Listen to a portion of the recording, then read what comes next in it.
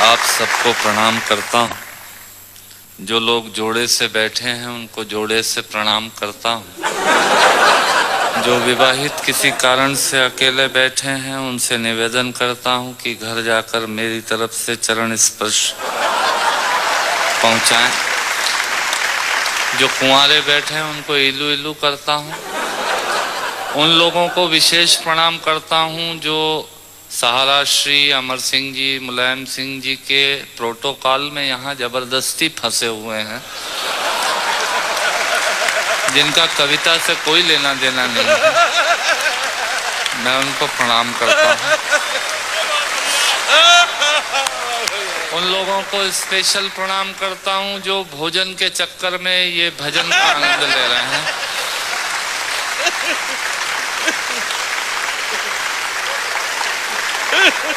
हंसना सिर्फ आदमी के नसीब में है। आपने कभी किसी गधे को हंसते हुए नहीं देखा होगा। यदि देख लें तो समझ लीजिएगा ये आदमी होने की तैयारी में है। और किसी आदमी को गुमसुम उदास बैठा देख लें तो समझ लीजिएगा कि ये वो होने की तैयारी में है।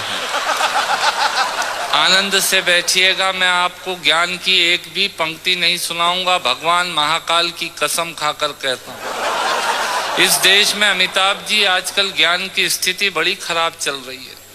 सवेरे 18 चैनल खोलो तो 19 बाबा प्रवचन देते हुए मिल रहे हैं और उसी समय हम ब्रश करके थूक रहे हैं। भारतीयों का कुछ हिसाब किताब समझ में नहीं आता। भारतीय आदमी अपने तरीके से जिंदगी जीता है। सहारा श्री बैठे हैं, मैं आपको बताना चाहता हूँ भारतीय आदमी होता क्या है। बेसिकली भारतीय आदमी वो होता है जो टूथब्रश के आगे वाले हिस्से के खराब हो जाने के बाद चाकू को गर्म करके उस पोर्शन को काटता है और बचे हुए हिस्से से पजामे में नाड़ा डालने का यंत्र बनाता है। ये होता है भारतीय आदमी। इधर से तालियां कम बज रही हैं, इधर का मामला ठीक है। मुझे याद है भारतीय आदमी हीथ्रो एयरपोर्ट पे, लंदन में हीथ्रो पे एयरपोर्ट पे मशीनें लगी हुई हैं पॉलिश करने की जूतों पे। एक पैर डालो पॉलिश हो जाती है, दूसरा पैर डालो पॉलिश होने के बाद वो पैर पकड़ लेती है। फिर उसमें 50 सेंट्स डालिए तो वो पैर छोड़ती है। भारतीय पहुंचा एक, उसने एक पैर एक मशीन में पॉलिश हो गई, दूसरा पैर दूसरी मशीन में फंसा दिया। मुलायम सिंह जी, मरण तो उस आदमी का हुआ जो अंग्रेज आया। उसने जैसे ही पहला पैर फंसाया मशीन ने पैर पकड़ लिया। उसकी काउंटिंग में तो 2 हो गए। भारतीय आदमी ये होता है। आखिरी उंगली के नाखून का भी ऑपरेशन नहीं हुआ, वो आपको बाईपास कराने के लिए हॉस्पिटल का सजेशन देने आ जाएंगे। ये होते हैं रायचंद। सुनिएगा, आनंद लीजिएगा और ऑब्जर्वेशन देखिएगा। दांतों से नाखून काटने का, छोटों को जबरदस्ती डांटने का, पैसे वालों को गाली बकने का, मूंगफली के ठेले से मूंगफली चखने का, कुर्सी पे बैठ के कान में पेन डालने का और रोडवेज की बस की सीट में से स्पंज निकालने का मजा ही कुछ और है। मजा ही कुछ और है। एक ही खूंटी पे ढेर सारे कपड़े टांगने का साइकोलॉजी है। एक ही खूंटी पे ढेर सारे कपड़े टांगने का, नए साल पे दुकानदार से कैलेंडर मांगने का, ये एक शौक होता है। क्यों सेठ जी, इस बार कैलेंडर वैलेंडर नहीं आए क्या? मैंने कहा तेरे घर में जगह तो है नहीं टांगने की, क्या भाभी की चोटी पे टांगेगा कैलेंडर? पर आदमी मांगता जरूर है फोकट की डायरी और कैलेंडर मांगने का। एक ही खूंटी पे ढेर सारे कपड़े टांगने का, नए साल पे दुकानदार से कैलेंडर मांगने का, चलती रेल में चढ़ने का, दूसरों की चिट्ठियां पढ़ने का, मांगे हुए स्कूटर को तेज भगाने का और खुद को नींद नहीं आने पे पत्नी को जबरदस्ती जगाने का मजा ही कुछ और है। मजा ही कुछ और है। चोरी से फल फूल तोड़ने का, खराब ट्यूबलाइट और मटकों को फोड़ने का, पड़ोसन को घूर घूर के देखने का। भैया ऐसे खुश हो रहे हैं जैसे उनका चरित्र चित्रण हो रहा है। चोरी से फल फूल तोड़ने का, खराब ट्यूबलाइट और मटकों को फोड़ने का, पड़ोसन को घूर घूर के देखने का, अपना कचरा दूसरे के सामने फेंकने का, बाथरूम में बेसुरा गाने का और थूक से टिकट चिपकाने का मजे ही कुछ और है, मजे ही कुछ और है। ऑफिस में लेट आने का, फाइल को जबरदस्ती दबाने का, चाट वाले से फोकट की चटनी डलवाने का।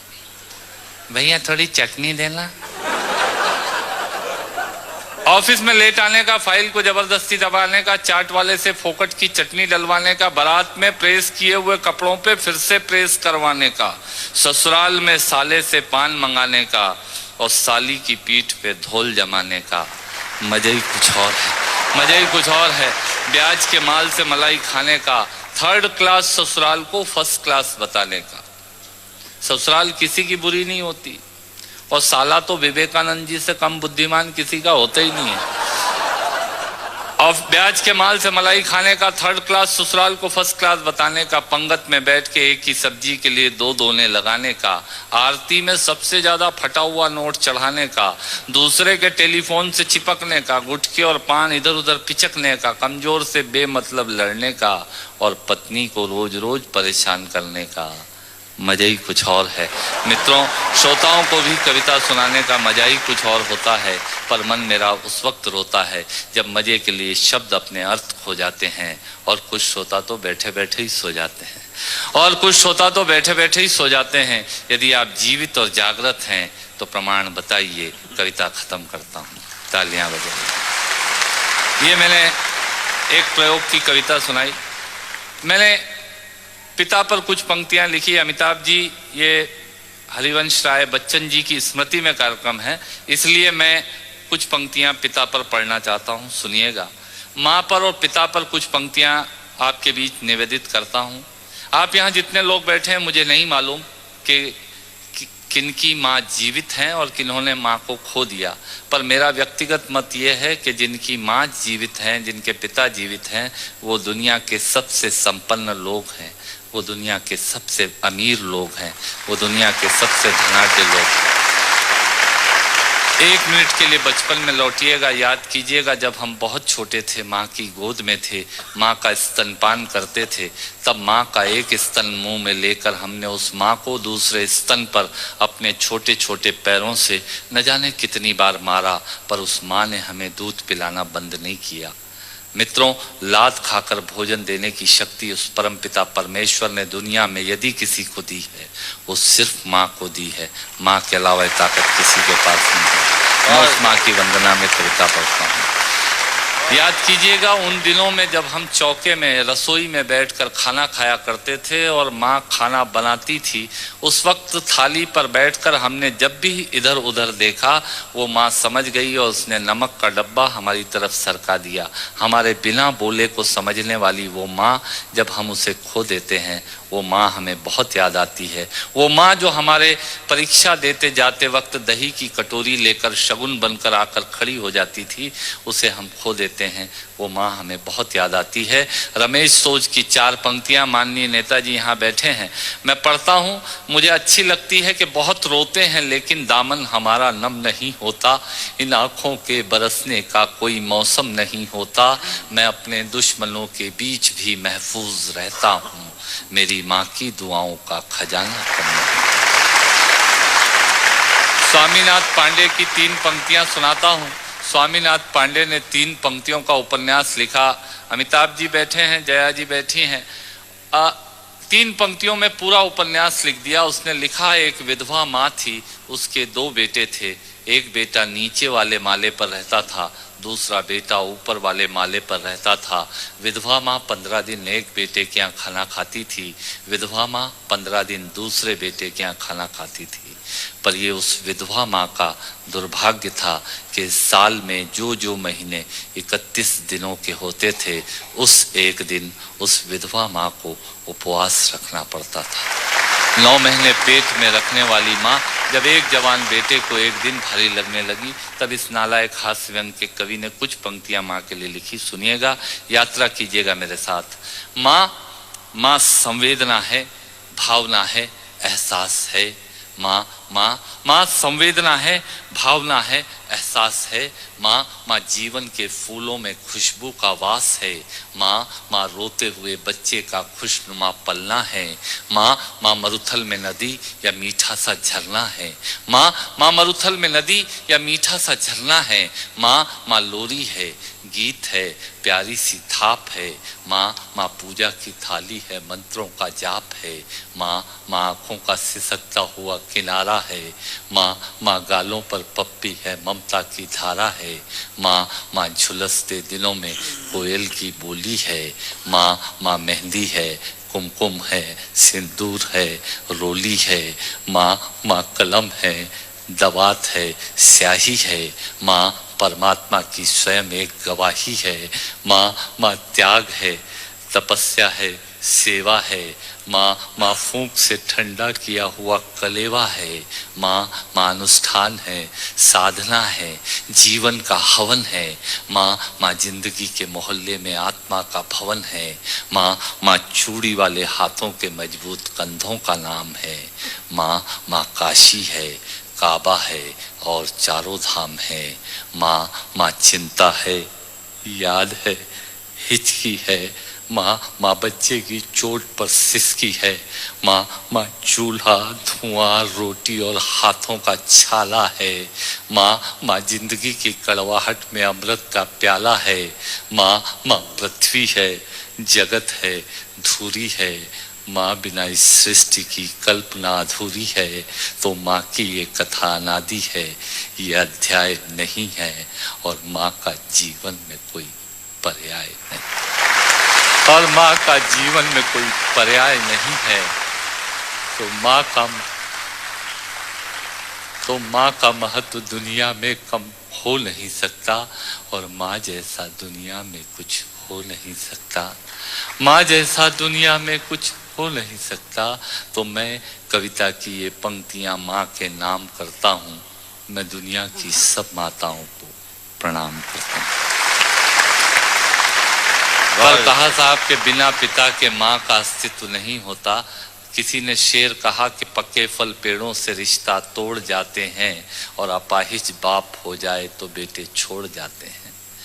पिता जब पुत्र को बाजार में ले जाता है और जेब में 50 रुपए होते हैं और बच्चा 200 रुपए के सामान को खरीदने की जिद करता है, उस वक्त एक पिता की विवशता और बच्चे की जिद, इसके बीच के एहसास में खड़े होकर पंक्तियां सुनिएगा। पिता क्या होता है।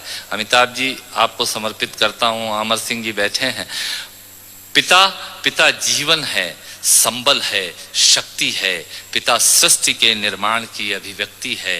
पिता अंगुली पकड़े बच्चे का सहारा है। पिता कभी कुछ खट्टा कभी खारा है। पिता पिता पालन है, पोषण है, परिवार का अनुशासन है। पिता पिता धौंस से चलने वाला प्रेम का प्रशासन है। पिता पिता रोटी है, कपड़ा है, मकान है। पिता पिता छोटे से परिंदे का बड़ा आसमान है। पिता छोटे से परिंदे का बड़ा आसमान है। पिता पिता अप्रदर्शित अनंत प्यार है। पिता है तो बच्चों को इंतजार है। पिता से ही बच्चों के ढेर सारे सपने हैं। पिता है तो बाजार के सब खिलौने अपने हैं। पिता है तो बाजार के सब खिलौने अपने हैं। पिता से परिवार में प्रतिपल राग है। पिता से ही माँ की बिंदी और सुहाग है। पिता परमात्मा की जगत के प्रति आसक्ति है। पिता गृहस्थ आश्रम में उच्च स्थिति की भक्ति है। पिता अपनी इच्छाओं का हनन और परिवार की पूर्ति है। पिता पिता रक्त में दिए हुए संस्कारों की मूर्ति है। पिता पिता एक जीवन को जीवन का दान है। पिता पिता दुनिया दिखाने का एहसान है। पिता पिता सुरक्षा है अगर सिर पर हाथ है। पिता नहीं तो बचपन अनाथ है। पिता नहीं तो बचपन अनाथ है। पिता नहीं तो बचपन अनाथ है। तो पिता से बड़ा तुम अपना नाम करो। पिता का अपमान नहीं, उन पर अभिमान करो, क्योंकि माँ बाप की कमी को कोई पाट नहीं सकता और ईश्वर भी इनके आशीषों को काट नहीं सकता। और ईश्वर भी इनके आशीषों को काट नहीं सकता। विश्व में किसी भी देवता का स्थान दूजा है, माँ बाप की सेवा ही सबसे बड़ी पूजा है। विश्व में किसी भी तीर्थ की यात्राएं व्यर्थ हैं, यदि बेटे के होते माँ बाप असमर्थ हैं। यदि बेटे के होते माँ बाप असमर्थ हैं, वो खुश नसीब हैं माँ बाप जिनके साथ होते हैं, क्योंकि माँ बाप के आशीषों के हाथ हजारों हाथ होते हैं।